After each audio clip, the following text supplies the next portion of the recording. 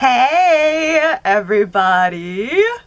It's Allie, and welcome to our Y&R Chat for Sunday, October 8th, 2023.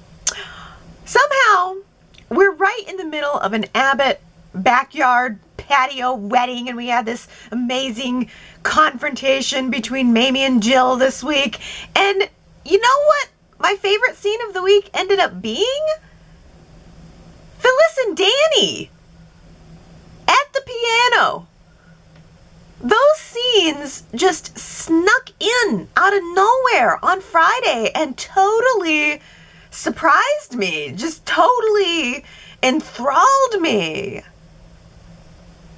Phyllis walked down the stairs into the jazz club, and who did she find sitting there at the piano but international rock superstar Danny Romolani, playing for an audience of none. Just playing for the wait staff, just needing access to the piano so that he could work out a new song that he couldn't quite put together. And I don't know, just match that with Phyllis in all of her Phyllisness that she can't quite put together.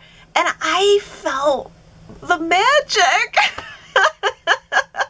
I was totally taken. I mean, you know, I love Danny and I love Phyllis, but I just felt like Danny had this way of talking to her and saying things to her that no one else has said. Everybody's got advice for Phyllis, but no one has quite said what Danny has said, which is, can you just drop the poor me act that you've been walking around with, well, since I've known you? And can you also please stop looking for someone or something else to solve your problems? If you start to believe in you and you want to start to be it, then other people will start to believe in you and you will be it. They will see that you are it. It just felt like exactly what she needed to hear. And I hope that it is a turning point for the character. Phyllis is obsessive, so I hope that she doesn't start to use him as a crutch, though. Kind of like the way she was using him, like she wanted to use him to be a snack or something. I don't know if you guys saw that, but instantly she had hungry eyes for him. Like, well, before they even started talking, when she was just sitting there watching him, before he even knew she was there, she had hungry eyes. And even when she was talking to him, she was saying, you know, people see me as a she-devil who eats men alive. Like, she brought that up. She kind of brought her relationship history to the table when talking to him, even though the thing that's the foremost on everyone's mind is the faking of her own death and the vendetta with Diane. That's what people are talking about. But no, she took it to the relationship level. Oh, boy, look out, Danny. 4 billion men on Earth, and you're the one who I chose to drug and have sex with and then trick into thinking that my son was yours.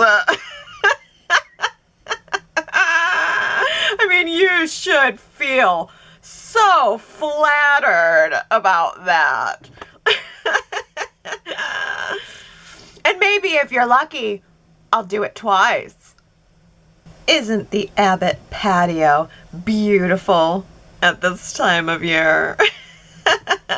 So gorgeous, so visually pleasing, so fresh. I love getting that fresh fall air into the show and breathing it in and feeling it. And a wedding reception, no less. I think that Jack threw the wedding reception just so that he could have an excuse to make speeches.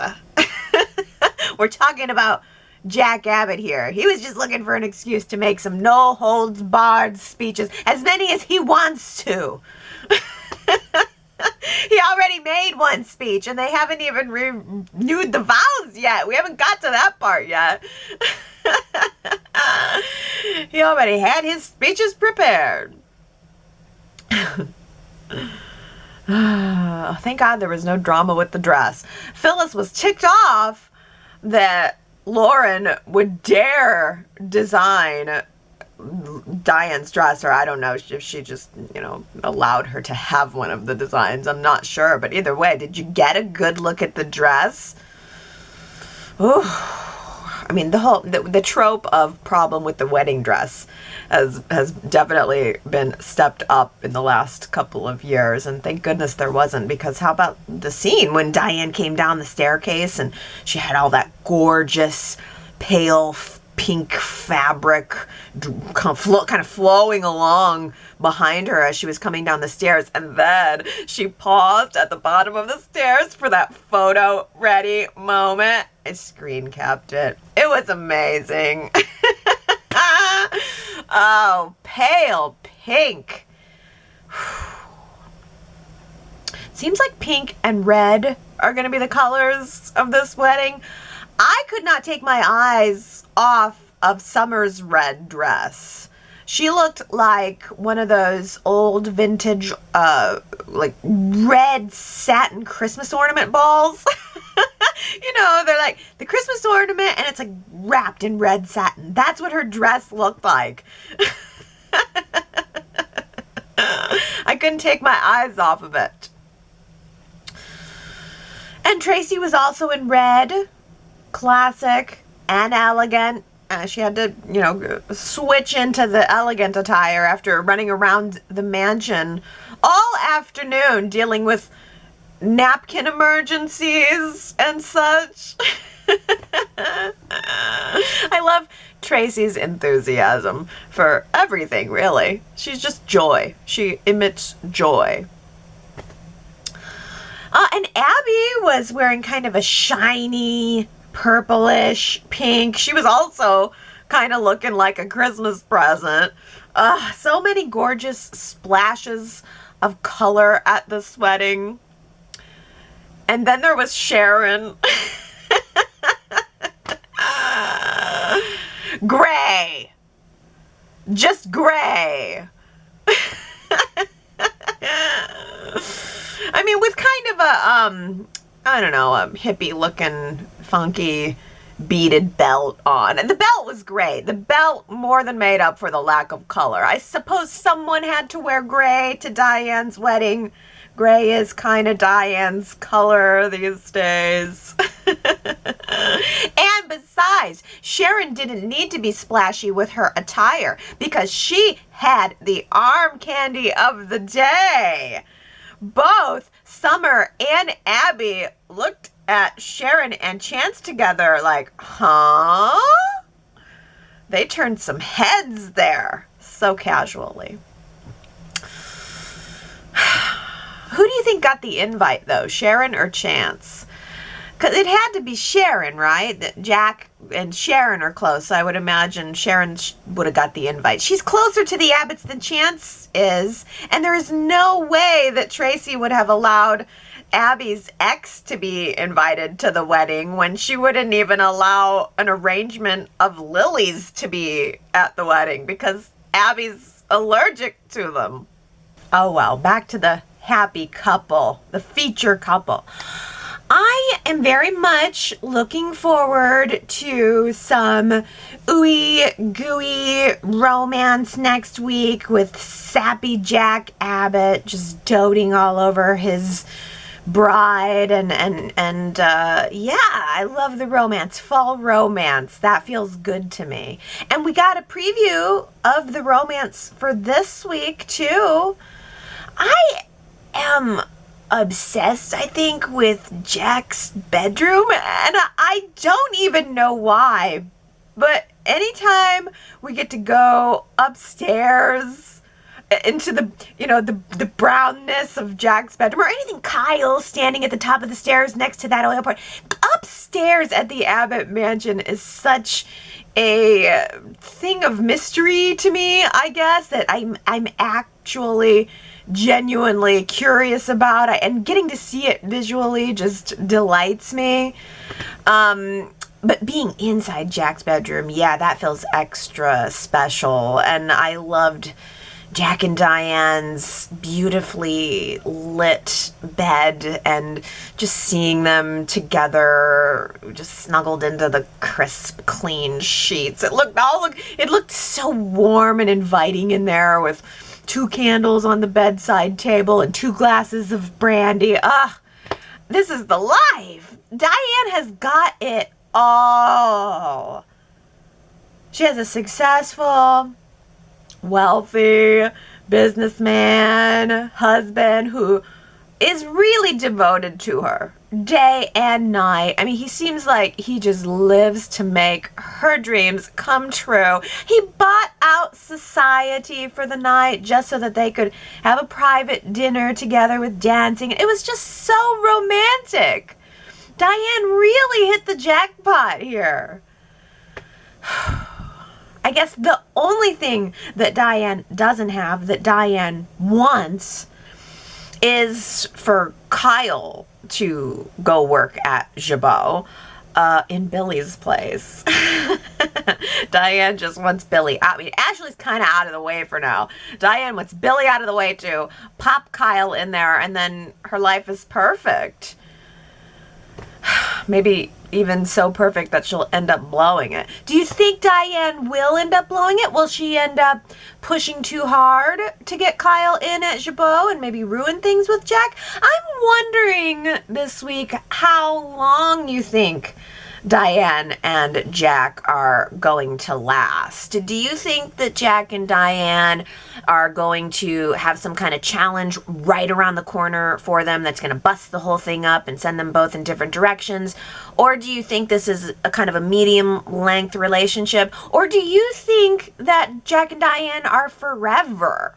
Go to YRChat.com this week and cast your vote for how long you think this couple is gonna last. Like, I honestly am voting that I really think Jack and Diane are forever. Maybe I'm just being an optimist here because that's what I want, but I really want Jack to have love and peace for the rest of his time, and I kind of think that maybe that's where Y&R is headed. I feel like Y&R eventually evolved to a place with Nikki and Victor where it was, just accepted that they're in love. We're not going to keep challenging them in a relationship way. They're together. Let them be together. So in a way, I kind of wonder if Y&R is letting Jack have the same thing, that his challenges from here on out will not be romantic. Diane is it for him. That's what I'm hoping anyway. And also I love Diane, and I love Jack and Diane, and I'm not even mad at Diane for nudging Jack to get rid of Billy and replace him with Kyle. And the reason is, not that I want that to happen, but I just think that Billy had no problem trying to get Diane out of the company. I mean, he was talking about altering the company bylaws just to make sure that she didn't have any power there. So forget it. There's more than one form of power, and Diane's got power, and I'm not opposed to watching her use it. And when she does use it, I'm sure I will be Team Billy. Because, do I want to see Billy get thrown out at Jabot? No.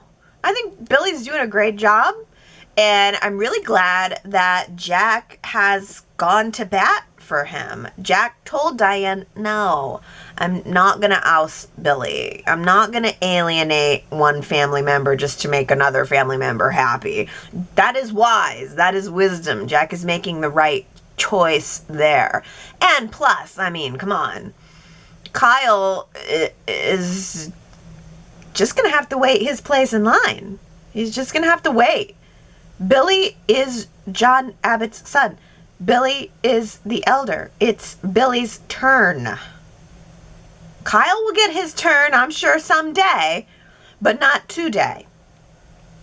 In the meantime, Kyle can just let his mommy find him a good, fun position at the company, and, Kyle he should just lay it back. Wait. Maybe find a new girlfriend, or has he already found a new girlfriend? Kyle asked Jack and Diane if he could bring a date to the wedding, but Audra is probably not going to start trying to lure Kyle back on Tucker's command because Tucker asked her to until next week. So if Kyle and Audra get back together, that'll be like next week. So, but Kyle already had a date in mind for the wedding. Wait a minute. Who's Kyle dating? Is Kyle dating an extra? The Maime Jill feud is decades overdue. We're getting it now. It's incredible. It's incredible. Two powerhouse characters, two powerhouse actresses. I mean, I felt like Jess Welton had some extra fire in her this week. And I'm sure it was extra exciting and challenging for her to be in a scene with a new old scene partner, you know, someone from long ago who she hasn't shared a scene with in a very long time, and where there's actually some story behind it. There's actually some substance behind it. I thought that Jill was incredible, and I really can't say enough again how totally impressed I am with Veronica Red as Maime. She's a diva. She's a bona fide diva. And she is nailing every line. She is giving personality to every moment. She had some, like, great zingers all throughout the family dinner. And it's really clear that Josh Griffith is very good at writing dialogue because he gave Maime some great stuff.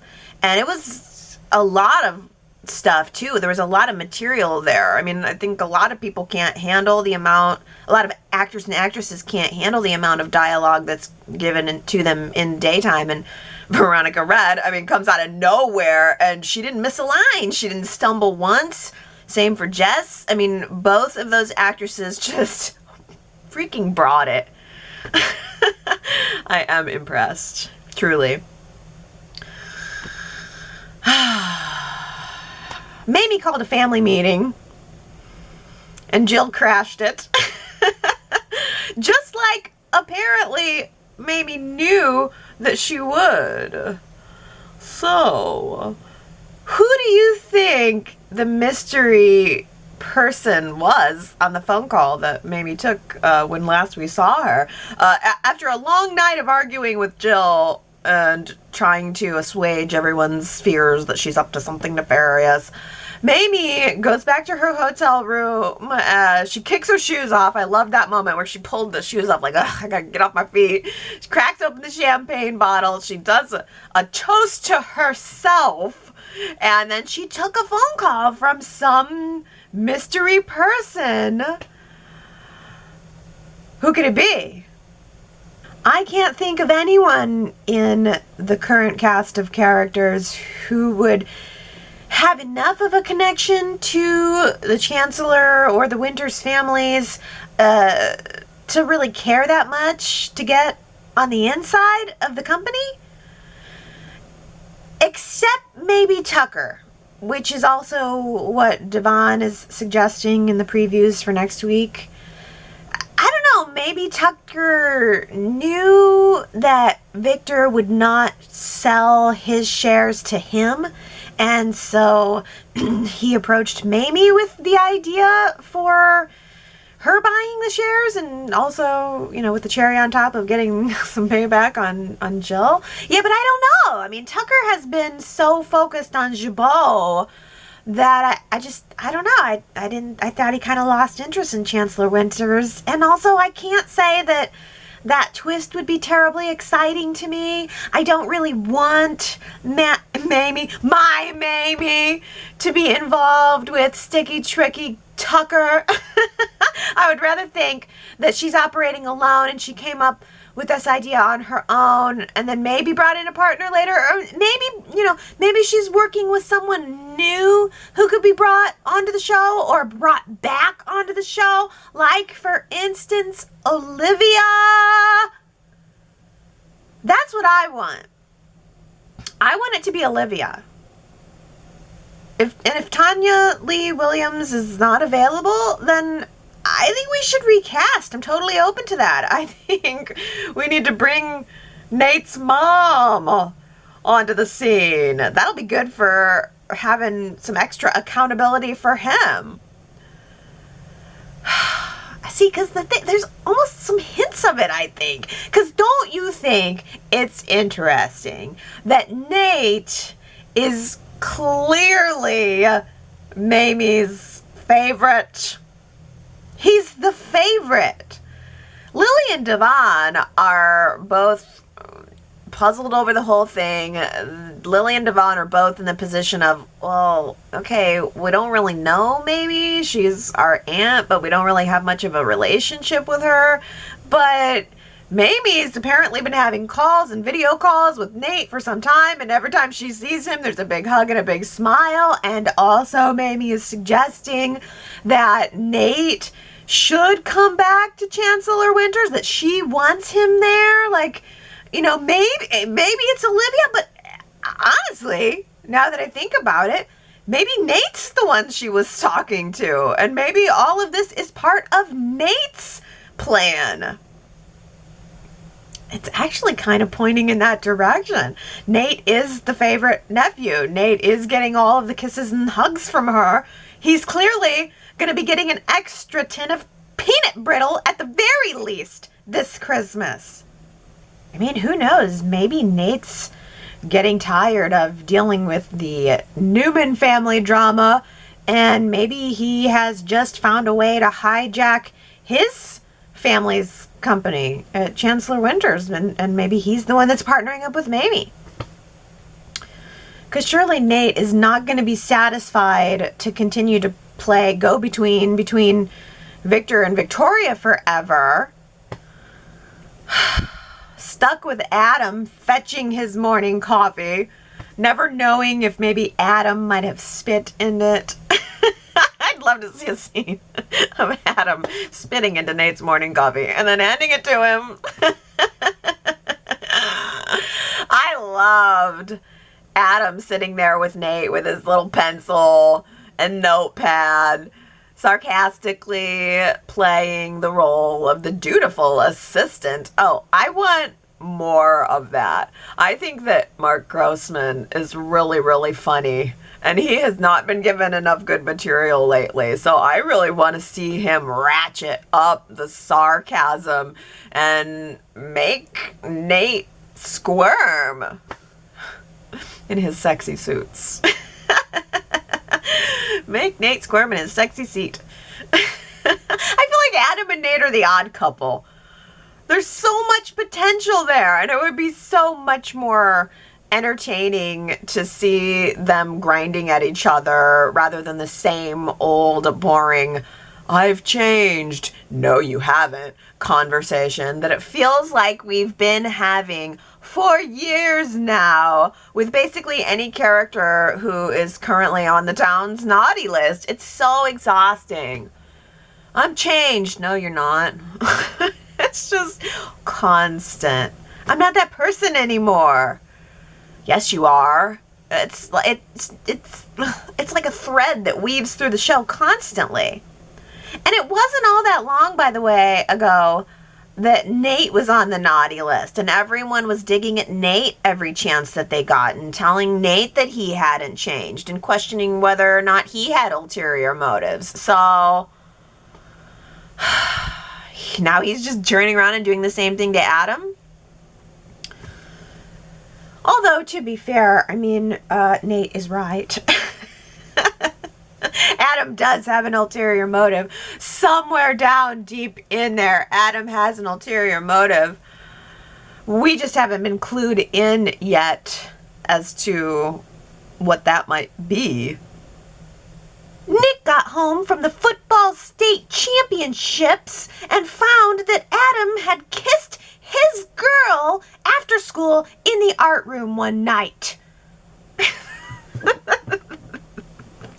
That's about a good summary of it, don't you think?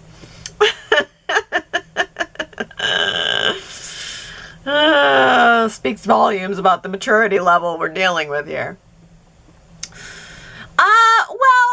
okay, Sally had to tell Nick about it, right? Because, I mean, if Sally hadn't told Nick, then right now we'd all be calling her a liar and we'd all be ripping on her for keeping secrets from Nick. But what bugs me is the way that Sally told Nick, because what she said was, Adam kissed me. Adam kissed me. And I don't know, was that the way that you guys saw it? Because the way that I saw it was that Adam and Sally kissed. That they kissed. She framed it like she had nothing to do with it. Like Adam molested her with his lips or something. I mean, come on. We've seen that flashback about 100 times now. She participated. That's what I think anyway. But so now, Nick's mad at Adam. Nothing new there. How's about Nick getting a little mad at Sally? He never challenges her, ever. Honestly, my heart jumped just a tiny little bit when Nick finally said, Sally, you are either lying to yourself or you are just not admitting the truth. But then she just gives him the blue eyes and he lets it all go.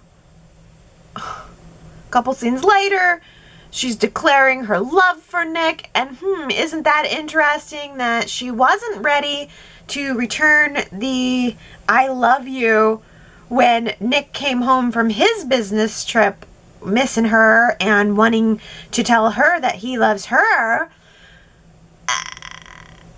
They've been together for the better part of, I don't know, a year now? Probably the better part of the year now. Don't you usually know by then if you're in love with someone or even if you have potential to love someone? But she couldn't say it. Sally couldn't say it. At least not until she was afraid that she was going to lose him, afraid that she was going to lose her security blanket, afraid that she was going to lose the only thing that is keeping her from exploring those vulnerable feelings that she's having in regards to Adam. And then, you know, now Adam knows it too, although I suppose he's known it all along, and that's exactly why he hasn't given up in all this time. But she did slip up to him and indicate that the kiss has caused her to feel like she's teetering again. And I mean, you can pretty much bet that if she's teetering, Adam is going to be all too happy to stand right there and catch her if she falls. Claire Grace. Born in a small town in Oregon, parents dead in a car crash, raised by her great aunt. Does any of this sound familiar? Come on, guys. It's Coco. I'm surprised nobody else has said this. I was surprised. I Googled it. Is anybody talking about this? This has got to be Coco. She is Sally's sister. She's got to be. She is a Spectra. All the pieces fit. Coco's a nickname. Claire Grace is a Spectra. And if that's the case, then I gotta say, welcome, you beautiful breath of fresh air. I really do not care too much at all about what's on her resume or about whether or not Nikki and Audra like her. If she is here to give Sally something to do besides Nick and Adam, then I am 100% on board. I think that Claire Grace wants to downplay her Spectra connection. I think she wants to be taken seriously in a completely different, non-fashion field. I think she is very, serious. She wants to blaze her own trail. I think she does not want to be colored by the opinions of, anyone might have about her family, the Spectras. And on The Bold and the Beautiful, Coco was the sweeter, more serious counterpart to Sally's wild, red fury. So I could be wrong, but I really feel like this is where we're headed.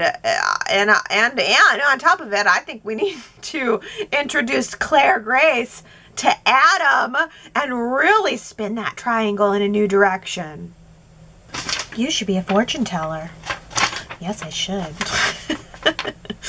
But also, so should Billy. That was last week's Who Said It quote. You should be a fortune teller. The answer was Phyllis. She was talking to Billy when he was predicting that she was involved with Tucker. She really kind of hasn't gotten caught for that yet. I mean, the Abbotts know it, but Billy put all the money back and kind of corrected it. No harm, no foul. Phyllis just got that money and is kind of off scot-free. But for how long? Well, Henry, Sharon W., Brittany, wonderful Wendy, good old Marky, Dolores, Daisy, and Tony. You guys all guessed correctly that it was Phyllis. How about this quote? I've got the perfect outfit. Who's got the perfect outfit? And did you see the outfit? If you know, go to yrchat.com to leave your guess. And if you get it right, I will give you your shout out during next week's Y&R Chat. And now, let's find out what you guys have to say this week. Starting with Sherrod, who says, well, I see Cameron Grimes' best girlfriend, Haley Aaron, has returned back to Y&R. She had previously played a younger version of Abby. I know that she recently gave birth to twins. I wonder if Cameron had anything to do with her return like Brighton James did with Michael Graziadei. I never say his last name right. Michael G. Oh, okay. So, well, first of all, wow, she played a younger version of Abby. Oh, I knew she looked familiar. There was something about her instantly where I was like, gosh, look at her. She looks familiar, but I couldn't place it. And also, she's friends with Cameron Grimes, and maybe that's how she got the job, or got brought back anyway. Oh, that's interesting. Well, so apparently Haley Aaron has also had a role on General Hospital, because Dolores says, I last saw Haley Aaron on General Hospital. So it's fantastic to see her back on the small screen here in the USA. And Victoria says she was great as Kiki on GH. She'll give Audra a run for her money in the beauty department. Ooh, okay, so was great on General Hospital, so that's good to hear. She's been on Y&R before. Let's find out how she will fit into Y&R as a completely new character. Dolores says, Y&R, you've weaved a multi-level mystery. Who is Claire Grace, and why is she coming to or wanting to return to Genoa City? The current residents are stirring up deceptive motives, and is Claire Grace the ace up the sleeve of someone to meet their goal? Tucker has a plan to topple and get control of Jabot. He tells Audra he has an ultimate plan, and what is happening is not obvious in one motion. Adam says he's a changed person, willing to work his way up from the bottom in Newman Enterprises. Appears always agreeable with the program presented for him to follow. However, Claire Grace is a past connection that is prime now to set his plans forward. Victor is moving his human chess players around with some overall goal that only he knows what and or why he's doing the moves he's making. Is Claire Grace the checkmate for what he has planned, or is there someone or something to come that has not been revealed that she's a key player in this puzzle? I definitely cannot wait to see what the outcome of her coming to Genoa City is. Yeah, I know. There's so much mystery around the new girl. Daisy says, I wonder if Claire has a hidden agenda. She could be the daughter of someone hurt by the artist, and she knows that Tucker and Audra concealed the truth about the abuse, so Claire working with Nikki lets her be close to Audra, close enough to begin to exact her revenge. First Audra, then Tucker, and anyone else who gets in their way. Oh yeah, I know. She's got to have some kind of ulterior motive.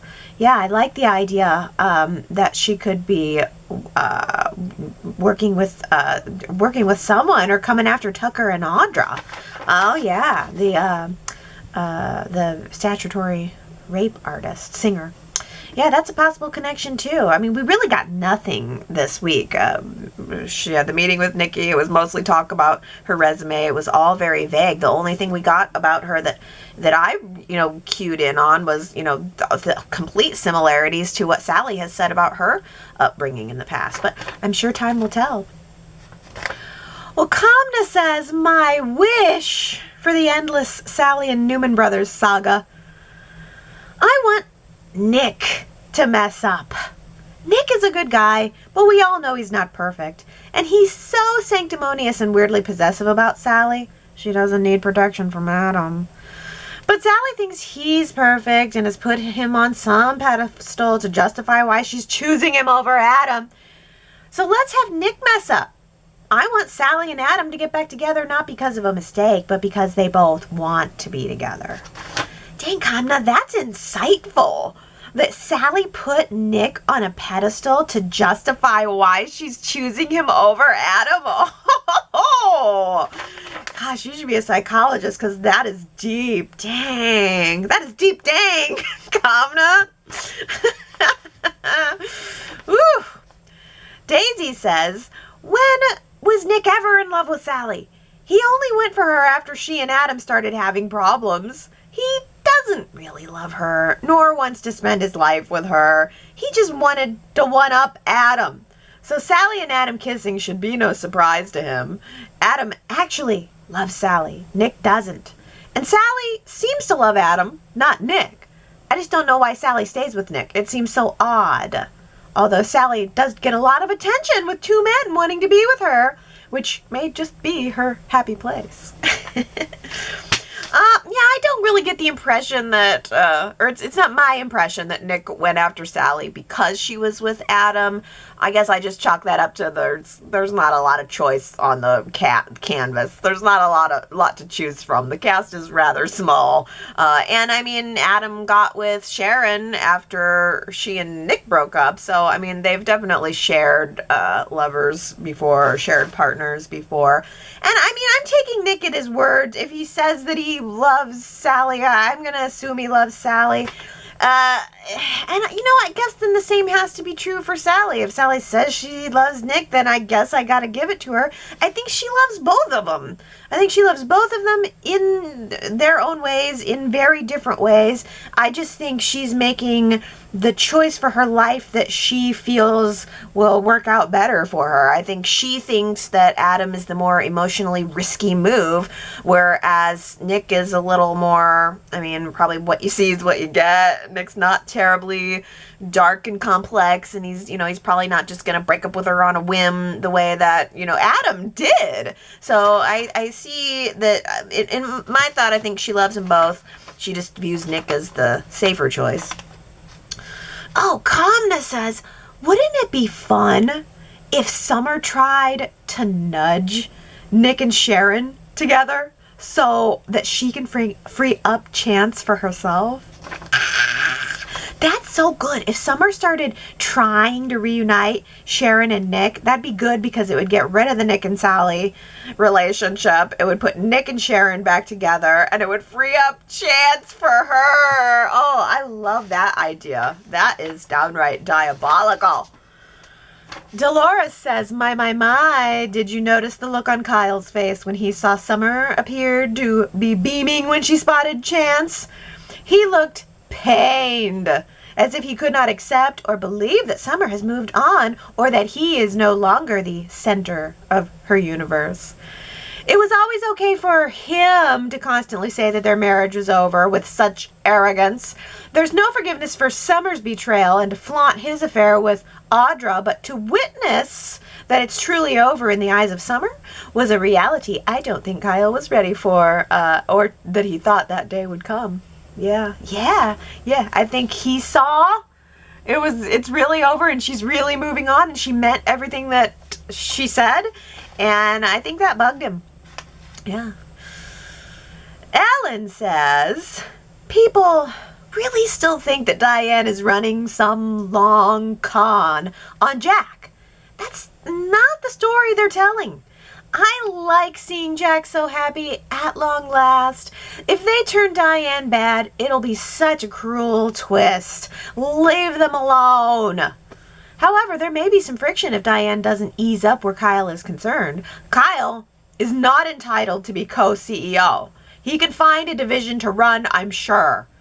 Maybe men's hair products? He can test everything personally in that thick mane of his and serve as a Jabot spokesmodel too. Oh, Ellen, I agree with this in absolutely every way. I don't think the story is written that Diane is pulling a long con currently, but that certainly doesn't rule out the potential that there will be a twist coming. And if it is a twist, I agree with you that it's cruel. I really think I'm ready to see Jack be happy and for his challenges to come from different places rather than his romantic area. And I have to say, I love the idea of Kyle being a spokesman for the company. I mean, he could be like the new face of Jabot. That would be a great new career path for him. It would, he doesn't need to fight for a spot that really ultimately doesn't belong to him. Robin, though, has a theory that Tucker's big surprise secret weapon attack on Jabot is Diane. Or, if not, Ashley is faking the breakup and plotting with Tucker. I hope that's not it, and that it's not Diane betraying Jack, but I wonder if Diane isn't getting a little attracted to Billy. Remember when Jack betted John's wife, Jill, everyone rooming together in the family home might lead to an attraction? That is weird, by the way, that grown siblings live in Daddy's house. Grow up and get your own mansion. You think that Billy and Diane are developing an attraction to one another. That's interesting. And yeah, I guess I never thought about it, that all the siblings just live together at Dad's house. It must be so vast. It's funny. I always think we've always called it the Abbott Mansion. And it's big for daytime, certainly, and we have a lot to our imaginations. But really, the Abbott Mansion is probably a, moderately sized home. It probably used to be considered a mansion, but it's probably moderately sized for today's standards. And yeah, all of them living there together. You never know. Something could develop like a little triangle between Billy and Jack and Diane. That's certainly possible. Oh, I asked you guys last week. Billy versus Jack. Pick a side. Drum roll, please. The winner is 57% of you side with Jack. Team Jack. 43% of you picking Billy, though. I think that's still a pretty good split. Naomi says, I have to vote Team Billy because Jack loves to remind Billy what a screw-up he is. Jack has a sense of entitlement to run Jabot because he is Dina and John's only son. Ashley has a different dad, so she's not his equal. Billy is Jill's son, so that makes Jack automatically at odds with him. Tracy's the only sibling he treats as an equal. He's his own biggest fan, so he doesn't need my support. Jack's his own biggest fan, so he doesn't need my support. Oh, but Ellen says Jack has been the steady leader of Jabot. Through thick and thin, no matter what. He hasn't disappeared to Europe or New York or lost interest due to personal problems. It doesn't mean that Billy, Ashley, and Tracy don't have just as much right to leadership roles at Jabot. However, Jack's lifelong devotion matters. I wouldn't devote my life to a family corporation. No thanks. Life's too short for all those spreadsheets and budget meetings. Yeah, no kidding. No kidding. But yeah, I think Jack's lifelong devotion to Chabot matters. And to the family. I think all that does matter. I thought it was a fun question. Sharon W. says, I loved the tenderness between Jack and Maime after all this time apart. Her referring to his pouting when things don't go his way, and her calling him Jackie, then him telling her she looks as beautiful as ever. Very, very sweet. And she said something. He goes, you forgot to mention beautiful. And she said, no, I didn't. I was just pausing for you to say it. She's so good. And, at the end of the day, Maime raised Jack more than Dina ever did. So Maime this is such a great idea for actually what's turned out to be 51st season of Y&R. I think it was the Monday episode was season 51, episode 1. And so Maime being back right now fits so well with the Abbott family, fits so well with the Winters family. It's just so perfect. And yeah, those scenes were very sweet. Henry says, I read somewhere that Maime's big secret may involve the return of Drew. And I truly hope that will not be true. I would have enjoyed Drew to come back while Neil was still an integral part of the cast, but since that can't happen now, I don't see a return of Drew having any significance. I just think that that's been said for so long. I mean, people have been predicting Drew's return for so long. It would rock me, absolutely rock me back if it was Drew, but until Gary's phone says it, I don't believe it. Victoria says, Maime's return got me thinking. Adam needs a wise adult in his life who can offer their experience. Hope would have been such a great support for Adam, but alas, it's not possible. But maybe Maime could be that for him. Maime could add some motherly advice and some wake-up calls when needed. But most importantly, she could give him positive feedback and assurances. Sharon used to fill this role, but it's occupied with her new business now.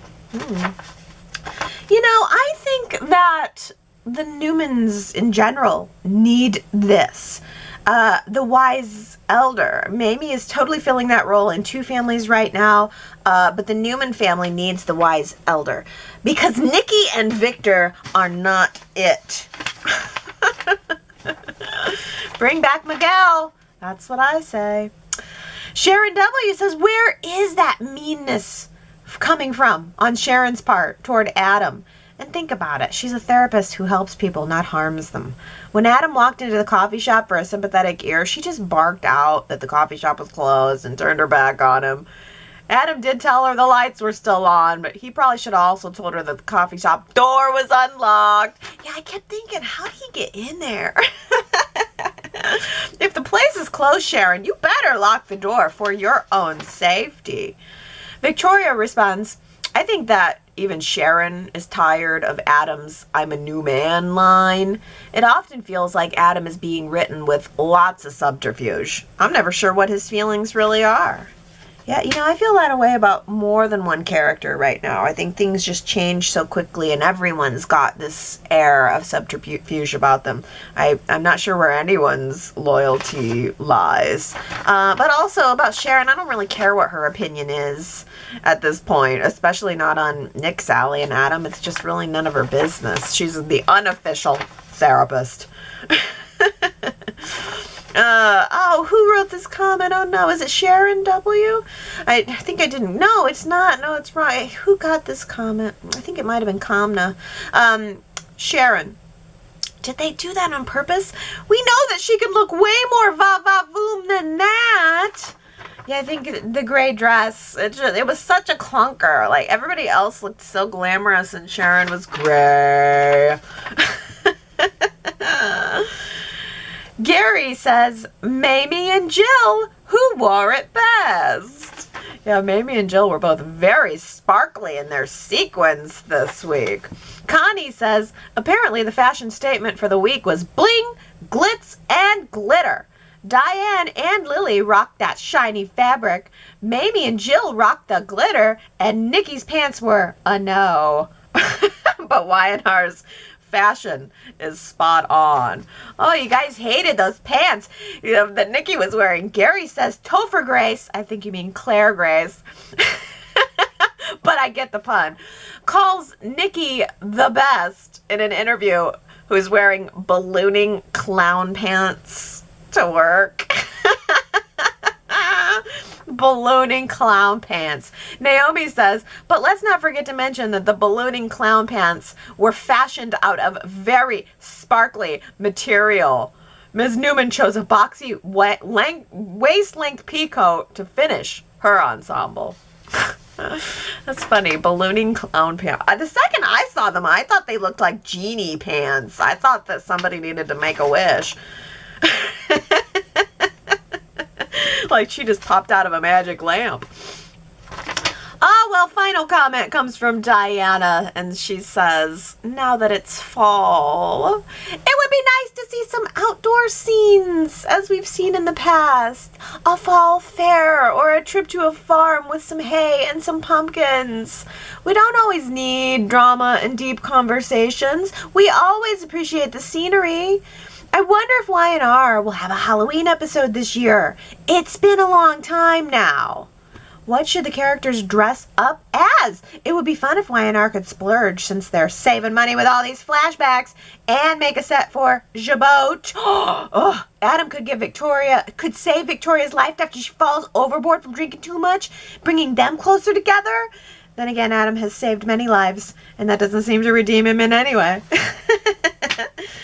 Oh my gosh, if they built a set for Jabot and threw a Halloween party on it, I would die. I would die. It would probably be pretty cold on Jabot, though, in Wisconsin on, at the end of October, but that is a fantastic idea. And as always, you're right. The fall festivals, I miss that. And I think that's an important thing that Y&R should keep up. I think they really should keep up fall themes like that, because that reminds you, as a viewer, that you're in the Midwest. You instantly, you see the pumpkins and the hay and, the fall fest thing, where the story is set. Bold and the Beautiful is in LA. They do lots of, little stuff around LA. I really think that adds a lot, the fall fest. And it will give us a chance to officially break out the official Midwest residents uniform for the season. Flannel. Oh yeah, fall is my favorite, and it is here. It is very here. I went to pumpkin picking too.